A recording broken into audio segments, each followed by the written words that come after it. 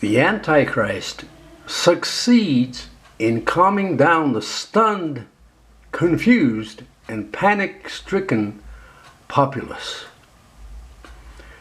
They speculate that when the Antichrist appears on global emergency TV news conference, many of these evangelical Christians say that he would calm down the frightened people of the earth with his ingenious, well-calculated explanation regarding the sudden disappearance of millions of people from the earth.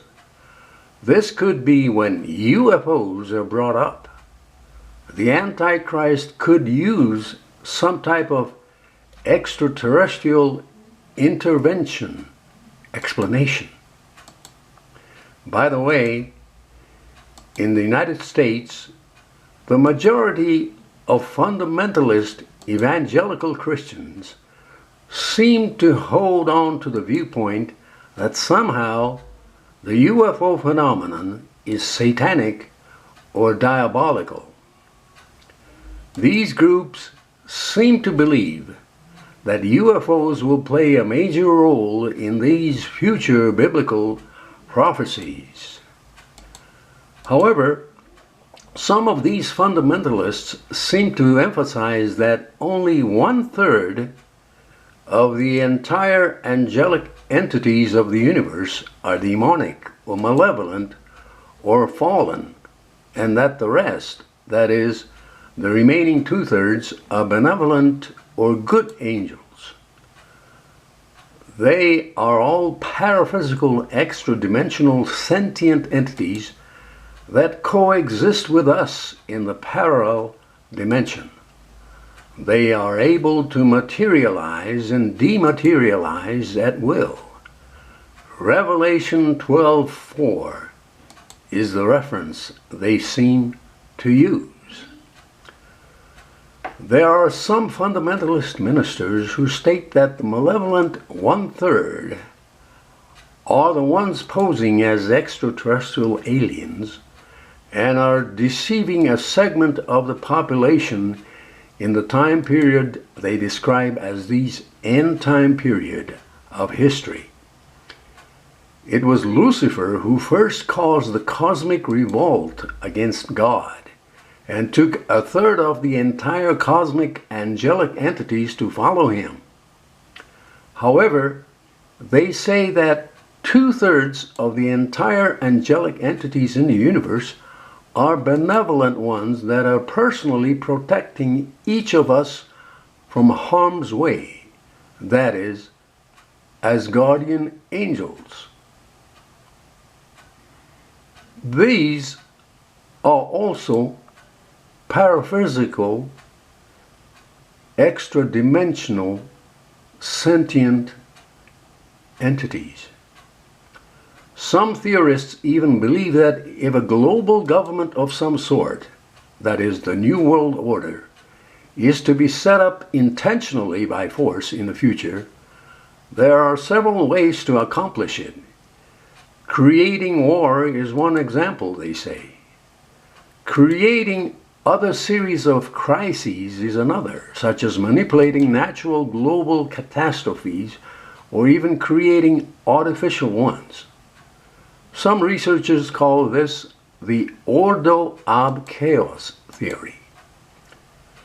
They also point out that Henry Kissinger at one time suggested that should the world suddenly face an external threat, that is, from outer space, whether real or promulgated, it would accelerate a cry for a global unified government. They say that Ronald Reagan and Gorbachev also had allegedly made such similar remarks, that if the world is faced with such an extraterrestrial threat, we will all forget our differences and be united as one to defend this earth from such threats. Some conspiracy theorists seem to pose this question: can the world government stage a deceptive alien contact landing scenario? It is possible, they say, with actual assistance from malevolent paraphysical demonic entities themselves. If the secret government were to stage such a fake extraterrestrial type of event, it would definitely be beneficial to them if there remains an adamant element of society who have always believed in UFOs and aliens. In any case, Bible-believing evangelical Christians seem to believe that somehow the Antichrist will come up with a brilliant, convincing explanation for the rapture event, and that somehow, supernaturally, the world will have a sigh of relief by his explanation. According to these believers, this event will be the beginning of the 7-year tribulation period, that is, the New World Order of the Antichrist, the first half of which will be relatively and deceptively peaceful, and the second half of which will be an iron-fisted rule of the Antichrist, who will declare himself to be God at midpoint. Towards the end of the 7th year, nations such as China, prophetically referred to as kings of the East, will challenge the dictatorship of Antichrist's New World Order and will begin to cross the Euphrates and make a move towards the Valley of Megiddo. This battle, the Battle of Armageddon, will be the final global battle.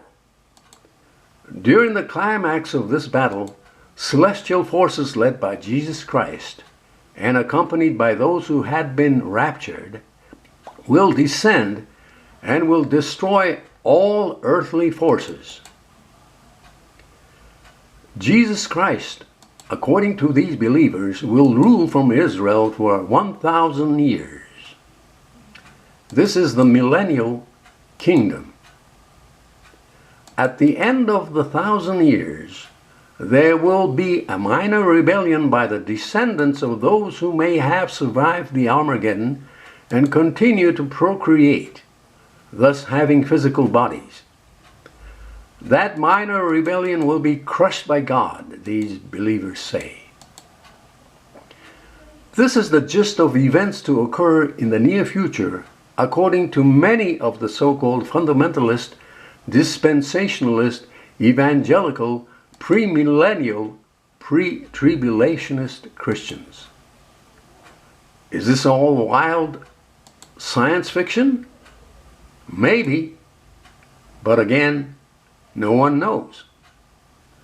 Does it hurt to believe in this unbelievable scenario? These evangelical Christians seem to say that it won't hurt at all to believe that if such scenarios could come true. They say that they have nothing to lose by believing in it, even if it doesn't come true, but everything to gain if it indeed takes place, if one is a believer. Yes, I am the one who wrote this article in the style of a third person, because I also believe in it. Maranatha. This is Norio Hayakawa in Rio Rancho, New Mexico, USA.